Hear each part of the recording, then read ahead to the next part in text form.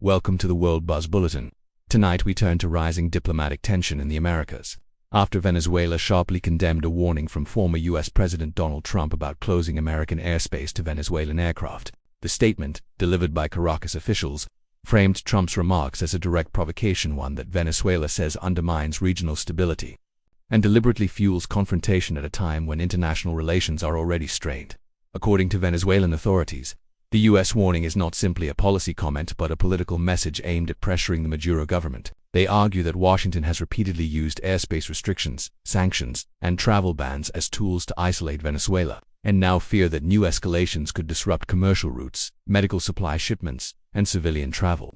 The Venezuelan Foreign Ministry stressed that such measures would harm ordinary people long before affecting the government, urging the U.S. to reconsider what it calls an irresponsible threat. Inside Venezuela, analysts note that this clash comes at a moment when Caracas has been trying to reopen limited diplomatic channels with Western nations, especially around humanitarian relief and oil trade discussions. Trump's recent statement, however, has added uncertainty to those fragile negotiations. Government allies say the country is prepared for any fallout, insisting that Venezuela will not bow to pressure or intimidation.